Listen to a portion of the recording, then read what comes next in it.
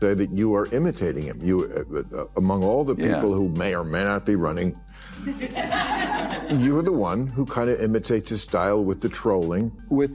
You're suing Fox now, I understand. You're in San Francisco, the city's so nice, you'll step in poop twice.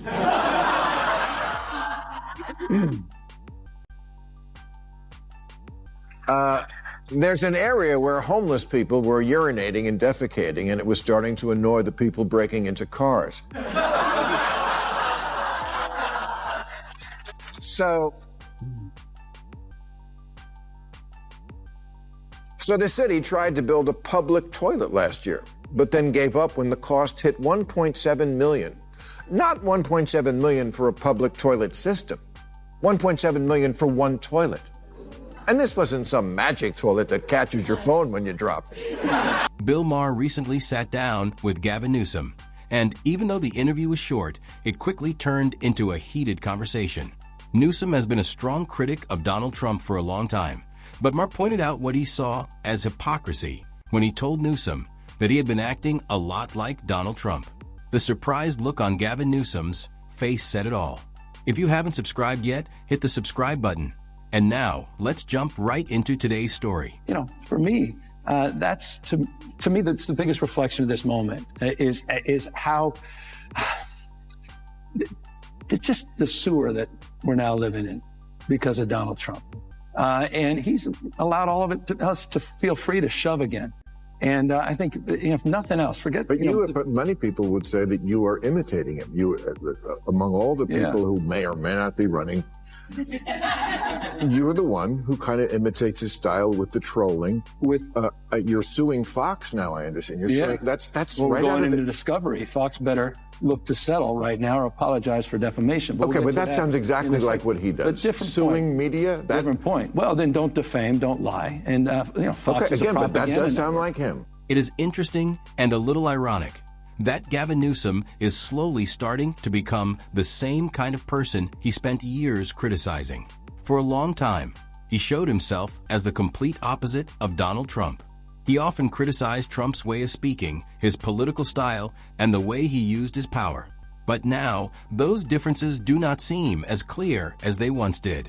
Newsom has started using some of the same tactics, going after political opponents, speaking more aggressively to his critics, and even taking aim at media organizations. When Trump had public fights with 60 Minutes, and also had disputes involving ABC over Jimmy Kimmel's show, many critics quickly accused him of attacking free speech. The backlash was strong and never seemed to stop.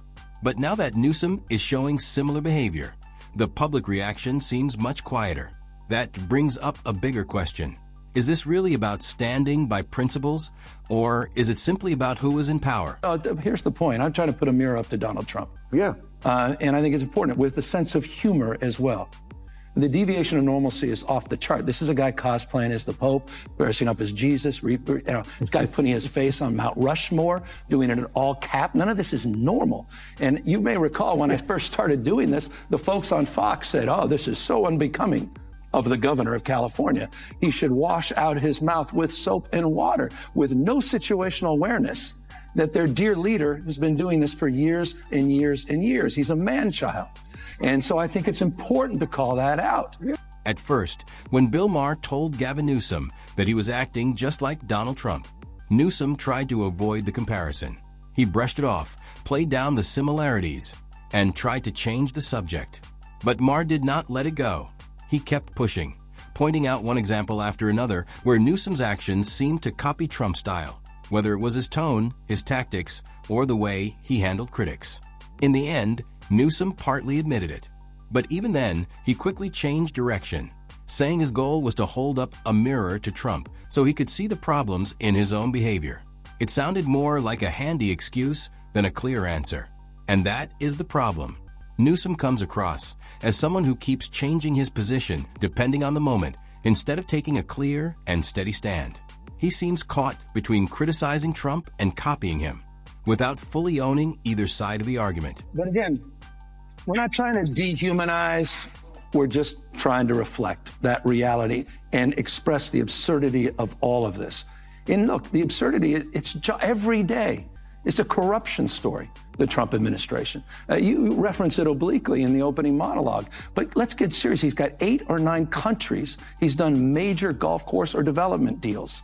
It's meme coins and stable coins. It's crypto. It's World Liberty Financial. It's getting, a piece of the peace. I mean, this peace board is about getting a piece for Witkoff and for Kushner. You see Donald Trump Jr. in the drone companies, in the mineral companies. You're seeing the kind of corruption that's not, it's not $60 Bibles. It's not sneakers. It's not $100,000 watches. It's the greatest grift we've ever seen in our lifetime. And that also needs to be called out. We can't allow any of this to be normalized. Talking about the biggest scams ever, we should not act like the criticism only goes one way. What about the concerns around Joe Biden and the Democratic National Committee, where they kept telling the public that he was mentally sharp, even when some critics said otherwise? What about claims that some last-minute presidential orders may have been signed using an autopen, which raised questions about how aware and involved he really was? And then there is the long-running controversy about Hunter Biden, a story many people believe was played down or ignored by allies like Gavin Newsom and others around him. Now, to be clear, this is not about excusing Donald Trump. If wrongdoing is proven, people should be held responsible, no matter who they are. But there is one simple rule that cannot be ignored. Fairness means being consistent. You cannot act morally right while ignoring problems on your own side. As the saying goes, anyone asking for fairness must also be fair themselves. In San Francisco, the city's so nice you'll step in poop twice.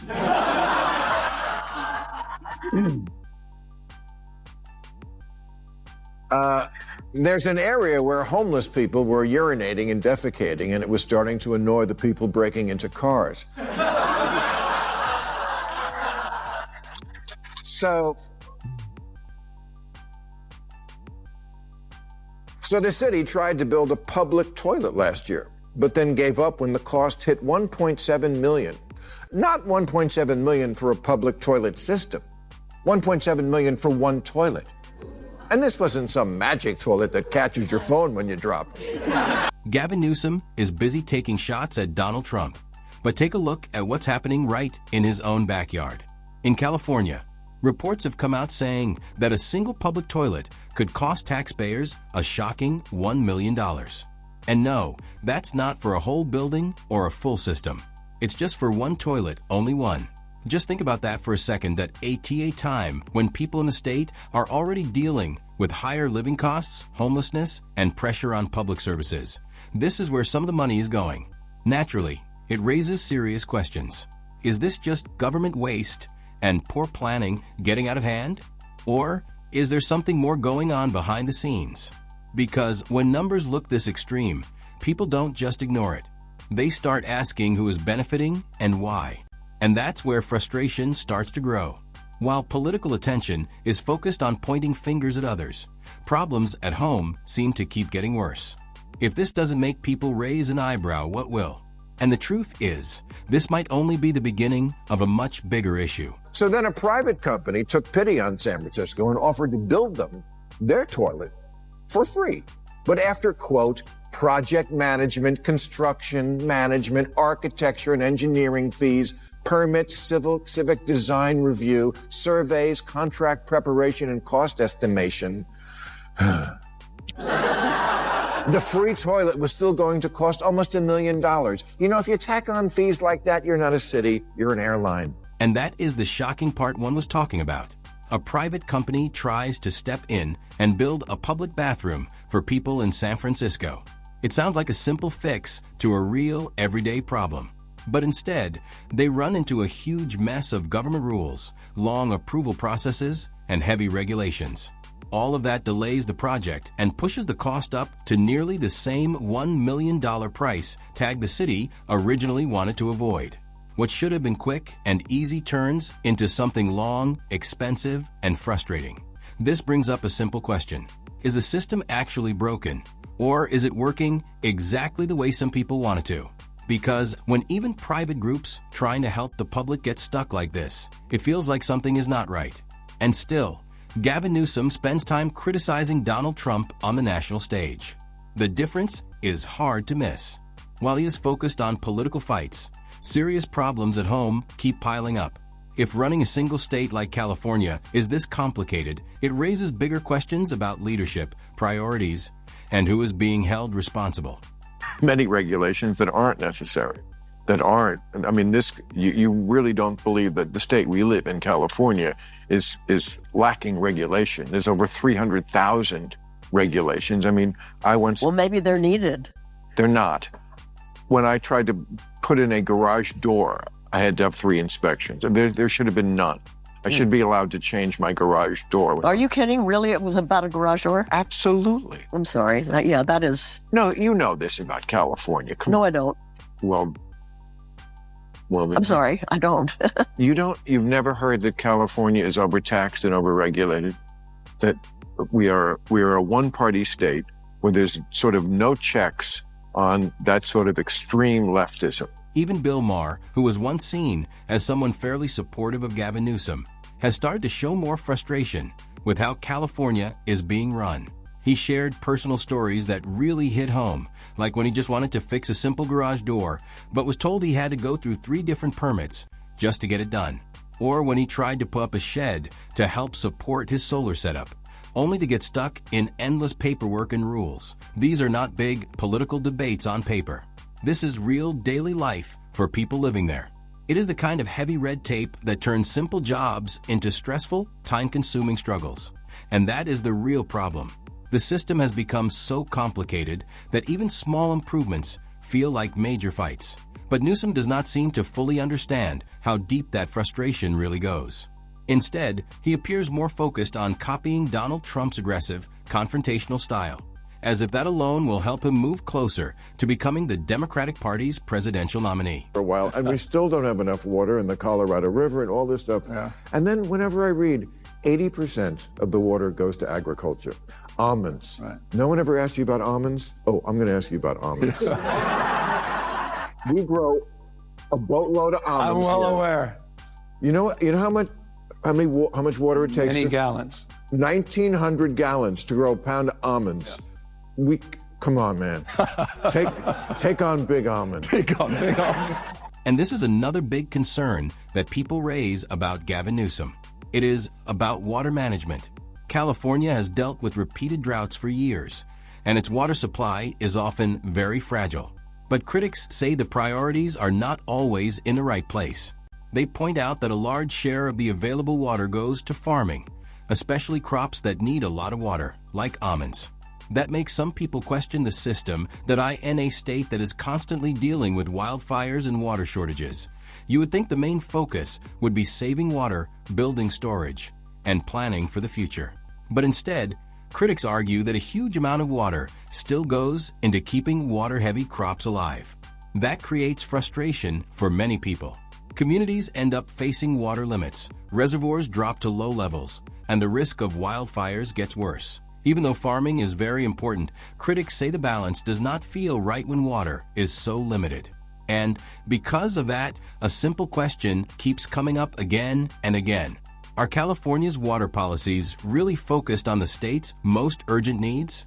You're right about it. It's not that we don't have the water. That said, the last couple of years were tough. I mean, but it's also where the water's falling and we're not capturing it. And we're not capturing those extreme years with these atmospheric rivers. Wets are getting a lot wetter, dry's drier, hot's getting a lot hotter. And so we've got to modernize our conveyance system. We've got to modernize our storage, not just above ground, but below ground. And so that's a big part of our focus and frame, including desalination plants. We have 20 projects just on desal that we're working on today. So we put out a detailed water strategy that includes, by the way, getting that Delta Conveyance project back up and operational, and includes the first above ground off stream. This is a very classic Gavin Newsom moment, not the version trying to act like Donald Trump, but the one people know for avoiding tough questions with long and confusing answers. The question was simple and clear. Why does California focus so much on growing water-heavy crops like almonds when the state already has a serious water shortage? It is a real practical issue that affects people living there, farmers, and the future of the state. But instead of giving a short and direct answer, Gavin Newsom went into a long explanation full of technical words and big policy ideas. He talked about atmospheric rivers, desalination projects, and water storage plans. These things may matter, but they did not really answer the main point of the question. And this is where frustration builds. When a simple question gets buried under too many explanations, it starts to feel less like leadership and more like avoiding the question. People are not just asking for complicated answers. They want clear, honest, and direct responses. I was on KBLA yesterday with my friend Tavis Smiley. I'm an investor and a supporter of that station. And he said, who do you want to run president? I mentioned, I think you'd be good at the job. Not this year, we know. No, I know. But he said, I don't think he could win. I don't think he could win. He's too progressive coming from this state and what he's done in this state to win in any southern state, any red state. I disagreed, but this is a progressive African-American owned station, and I'm sure they like you, but he doesn't think you can win. What do you say to them? When you step back and look at the whole picture, a clear pattern starts to show around Gavin Newsom.